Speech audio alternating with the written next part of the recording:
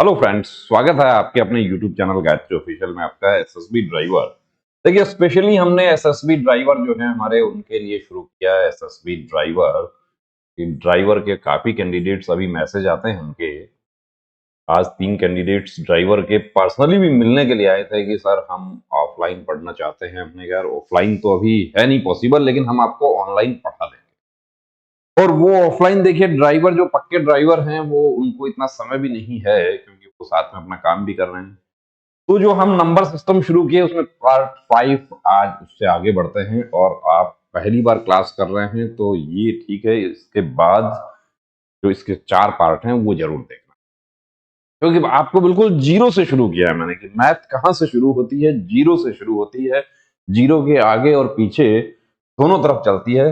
तो संख्याओं में हम बात कर रहे थे, संख्या पद्धति परिमेय संख्याएं हमने पढ़ी, उसके बाद उससे अगली आती हैं अपरिमेय। जैसे विलोम शब्द की भी बात की थी कि परिमेय का विलोम क्या होगा, अपरिमेय होगा। तो अपरिमेय संख्याएं कौन सी हैं? परिमेय संख्याएं ऐसी संख्याएं जिनको p बट्टा q के रूप में नहीं लिखा जा सकता, वो अपरिमेय संख्याएं कहलाती हैं। इनको s से व्यक्त करते हैं, ये आपको याद रखना है, आपके लिए इंपॉर्टेंट है ये कि जैसे प्राकृत संख्याओं को n से व्यक्त करते हैं, वैसे ही अपरिमेय संख्याओं को किस से व्यक्त करते हैं? s से व्यक्त करते हैं, ये याद रखना है।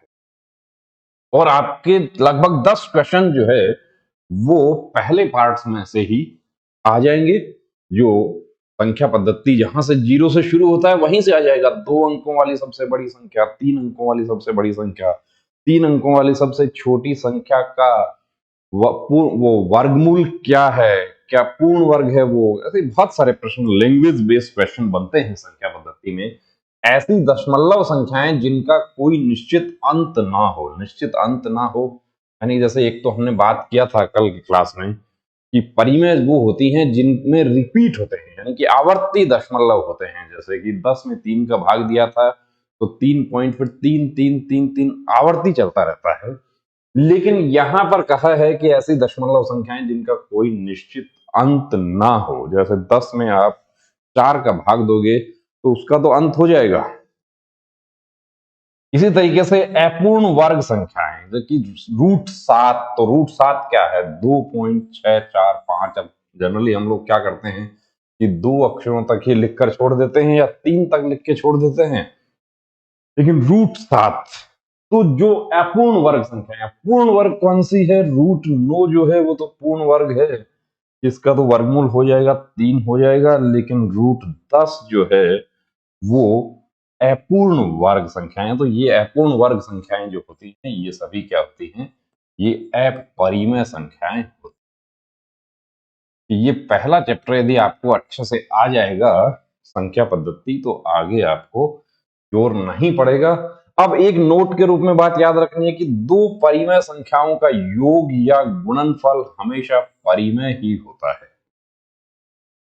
2 और यहां इससे आगे हम बढ़ते हैं कि यदि एक परिमेय है और एक अपरिमेय है तो उनका योग या गुणनफल क्या होता है? एक हमेशा एक अपरिमेय संख्या होती है। कल हमने बात की थी कि p बटा q में कैसे लिख सकते हैं। p और उसमें कि जो q है वो क्या नहीं हो सकता? जीरो नहीं हो सकता। तो ये बेसिक बात है। देखिए, आप वाकई भर्ती होना चाहते हैं तो अब अभी से अपनी तैयारी में जुट जाए। और प्रैक्टिस पेपर्स आपके लिए तैयार हो रहे हैं, उसी के ऊपर काम चल रहा है। इसी वजह से थोड़ा क्लास थोड़ा सा छोटा रखना होता है हमें। रियल नंबर, सब रियल नंबर क्या है? वास्तविक संख्याएं, परिमेय तथा अपरिमेय संख्याओं के समूह को वास्तविक संख्या या रियल नंबर्स कहते हैं। अब इसमें देखिए, ये क्या है? √11, ये क्या है? अपरिमेय है। 3/4 क्या है? ये परिमेय है। लेकिन इसी तरीके से √9 को क्या कहा? √9, तो ये तो 3 हो गया। और 1/2 ये क्या है? परिमेय है। तो वास्तविक संख्याएं या रियल नंबर। और इसके विपरीत एक होता है अवास्तविक संख्याएं, कि जो अवास्तविक, अब अवास्तविक कौन सी हैं? कि जो काल्पनिक संख्या है, इमेजिनरी नंबर्स जिसको कहा कि जो संख्याएं वास्तविक संख्याएं नहीं हैं, यानी कि जिनकी मात्र कल्पना ही की जा सकती है, वो इमेजिनरी नंबर्स होते हैं कि जो वास्तविक संख्याएं नहीं है। अब मुझे पता है कि ये थोड़ा सा बोरिंग इसलिए है कि जब डायरेक्ट क्वेश्चन आना शुरू हो जाता है तो अच्छा लगता है, और वो भी आने लगेगा, डायरेक्ट क्वेश्चन भी आने लगेगा।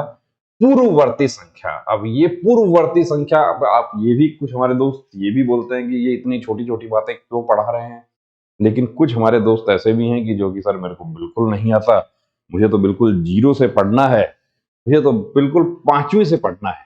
तो यदि नहीं आता है तो पांचवें से ही पढ़ना है, और आपका ड्राइवर का जो है, जो पिछली बार का जो पेपर था, वो आप हमारे मोबाइल एप्लीकेशन पर जाकर देख सकते हैं, वहां पीडीएफ आपके लिए अवेलेबल है। उसमें जो लेवल जो है वो बिल्कुल 8th क्लास का ही लेवल है, वो 10th का भी नहीं है। फोर्स को भी ये पता है, फोर्स के अफसरान को भी इस बात का पता है कि जो ड्राइवर के लिए जो लोग आ रहे हैं, वो उनके लेवल का पेपर हमें रखना है। और उससे पहले जो ट्रेड्समैन की भर्ती हुई थी, वो ड्राइवर का पेपर आपका उसी ट्रेड्समैन भर्ती के ऊपर आधारित था। 3 क्वेश्चन आपके ड्राइवर से रिलेटेड आए, ड्राइविंग जो स्किल है उससे रिलेटेड, और उससे पहले की जो भर्तियां हुई उसमें ड्राइविंग स्किल से रिलेटेड क्वेश्चंस ज्यादा भी आए हैं उसमें, यहां तक कि 10 तक क्वेश्चन भी जो है वो ड्राइविंग से रिलेटेड आए हैं। वो, अब आप ड्राइवर हैं, पक्के ड्राइवर हैं, तो कोई प्रॉब्लम नहीं है उसमें कि हॉस्पिटल के पास हॉर्न नहीं बजाना चाहिए, स्कूल के पास नहीं बजाना चाहिए, न्यायालय के पास नहीं बजाना चाहिए, ये सब बेहतर जानते हैं आप। साइंस जो है, ट्रैफिक साइंस, वो कितने प्रकार के हैं वो जानते हैं। तो पूर्ववर्ती संख्या क्या है? दी गई संख्या से ठीक पहले की संख्या, यानी कि उससे छोटी संख्या, वो पूर्ववर्ती है। कि 2 की पूर्ववर्ती क्या है? तो 2 की पूर्ववर्ती 1 है। इसी तरीके से 525 की पूर्ववर्ती क्या है? तो 524 है। और 524 की पूर्ववर्ती क्या हो जाएगी? 523 हो जाएगी। और इसकी भी यदि पूर्ववर्ती पूछता हूं तो 522 हो जाएगी। तो ये याद रखना है कि कहीं ऐसा ना हो कि वहां पर आपको पूछा जाए कि इसकी पूर्ववर्ती क्या है, और आप कर दें उसकी अनुवर्ती, यानी कि उसके बाद वाली। पूर्ववर्ती, ये बेसिक बातें हमें थोड़ा सा ध्यान देना होगा उस पर कि पूर्ववर्ती का विलोम क्या है, अनुवर्ती। तो साथ में देखिए आपका एक विलोम शब्द भी तैयार हो रहा है। दी गई संख्या से ठीक बाद वाली, यानी बड़ी संख्या, दी गई संख्या से ठीक बाद वाली बड़ी संख्या, यानी कि 12,124। तो इससे अगली बड़ी क्या होगी? जस्ट एक बढ़ा दे, उसमें एक जोड़ के 12,125 बना दिया, और उससे बड़ी पूछे तो 12,126 बना दिया। बिल्कुल जीरो लेवल से पढ़ रहे हैं। और हैंड रिटन नोट्स भी हैं आपके लिए, वो भी तैयार हैं। उसको भी जल्द ही गायत्री मोबाइल एप्लीकेशन पर अपलोड कर दिया जाएगा, वहां से आप वो ले सकते हैं। Handwritten notes specially driver के जो कैंडिडेट्स हैं उनके लिए। अब एक देखिए होता है पैलिंड्रोम संख्या। तो पैलिंड्रोम होता क्या है? पहले तो हम पैलिंड्रोम का अर्थ समझें कि पैलिंड्रोम क्या है। तो पैलिंड्रोम एक्चुअली है कि जिसको कि दाहिनी और बाईं ओर से पढ़ें कोई ऐसा शब्द जैसे कि मैं लिखता हूं लेवल।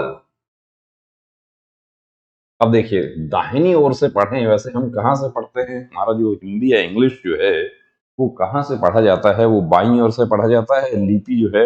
और उर्दू जो है वो कहां से पढ़ी जाती है? वो दाहिनी ओर से पढ़ी जाती है। अरेबिक भी दाहिनी ओर से पढ़ी जाती है। तो ये लेवल, अब इसको, ये एक पैलिंड्रोम शब्द है कि मैं दाएं से पढ़ूं या बाएं से पढ़ूं, उसके जो लेटर्स हैं उसमें कोई चेंज नहीं होता है। ऐसे ही एक दूसरा है मैडम। ये आपको रीजनिंग या जीके में भी आ सकता है कि निम्न में से कौन सा, जीके में आ सकता है एक्चुअली, कि लेवल मैडम। एक, अब आपको और चुनना है या आपको खुद को खोजना है कि ऐसे कौन से शब्द हैं कि निम्न में से कौन सा शेष अन्य से भिन्न है। तो आप खोजते रहते हैं इनका अर्थ, लेकिन एक्चुअली क्या होता है कि उसमें से 3 जो है वो पैलिंड्रोम वर्ड होते हैं और एक पैलिंड्रोम नहीं होता है। तो उसी तरीके से पैलिंड्रोम संख्या कौन सी है? ऐसी संख्या जो दाहिनी ओर से तथा बाएं ओर से समान पढ़ी जाती है। तो समान पढ़ी जाती है दाहिनी ओर। तो इसमें जितने भी इकाई अंक में हैं, यानी 0 से लेकर 9 तक वो तो सभी पैलिंड्रोम है कि 0 को आप दाएं से पढ़ें या बाएं से पढ़ें वो 0 ही रहेगा। उसके बाद जैसे देखिए हमने यहाँ पे लिखा कि ये 16,461 तो 16416 ऐसे ही 16461 यानी दाएं से पढ़ें या बाएं से कोई परिवर्तन नहीं हुआ या अंकों को विपरीत क्रम में लिख दिया जाए तो भी संख्या समान ही रहती है। इसको यदि विपरीत क्रम में लिख दें तो भी कोई फर्क नहीं पड़ेगा, तो वो पैलिंड्रोम नंबर।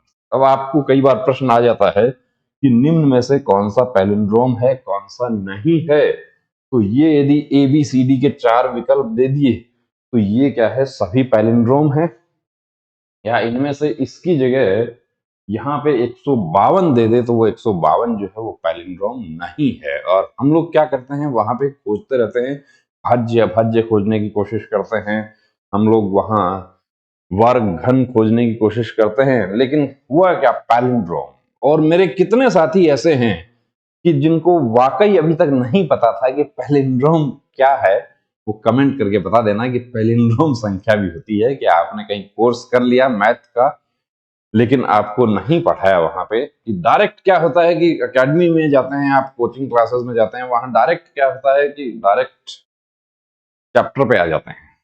और हमने तो ऐसे भी देखे टीचर्स जो डायरेक्ट औसत पढ़ाना शुरू कर दिया। अब औसत डायरेक्ट कैसे, उसको एवरेज कैसे पढ़ पाएगा एक कैंडिडेट की। मैथ की बुक भी आप यदि कोई उठाते हैं तो उसमें भी एक सेट क्रम दिया हुआ होता है कि प्रतिशत पहले दिया है, उसके बाद में लाभानी दिया है, और उसके बाद में साधारण ब्याज, उसके बाद चक्रवृद्धि ब्याज। तो ऐसा क्यों है, क्योंकि वो बेस है, एक दूसरे पर आधारित है, वो प्रतिशत का ही हिस्सा है। आपको प्रतिशत अच्छे से आ गया, या विभाजन के नियम जो है वो पहले क्यों दिए कि विभाजन के नियम यदि आपको अच्छे से आ गए तो आपको जो परेशानी होती है कि मुझे काटना नहीं आता, वो काटने वाली परेशानी के लिए विभाजन के नियम आने जरूरी है, पहाड़ा भी आना जरूरी है।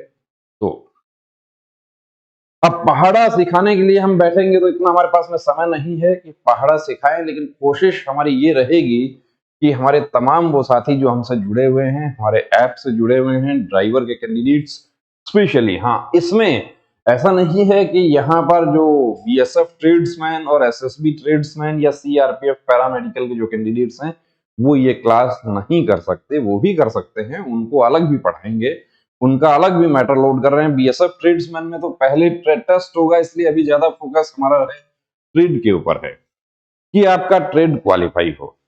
और CRPF पैरामेडिकल स्टाफ में 50 क्वेश्चंस जो ट्रेड से रिलेटेड हैं उस पर ज्यादा फोकस हमारा रहता है। SSB में अब क्या है, अब देखिए आप पक्के ड्राइवर हैं, आप H टेस्ट, A टेस्ट, जो ग्रेडियंट टेस्ट, पार्किंग टेस्ट, सब में आप बिल्कुल परफेक्ट हैं, तो ये टेस्ट जो है ये आपके लिए इंपॉर्टेंट है। अब मेरिट जो अपना बनेगा वो यहीं से बनेगा। और पिछली बार मेरिट हाई रही थी, उसकी वजह यही थी कि कैंडिडेट्स को समय मिल गया, और समय मिल गया तो तैयारी हो गई। अब जैसे जिनका फिजिकल हो चुका है वो अब इंतजार ना करें, वो अब अपनी तैयारी में जुट जाए।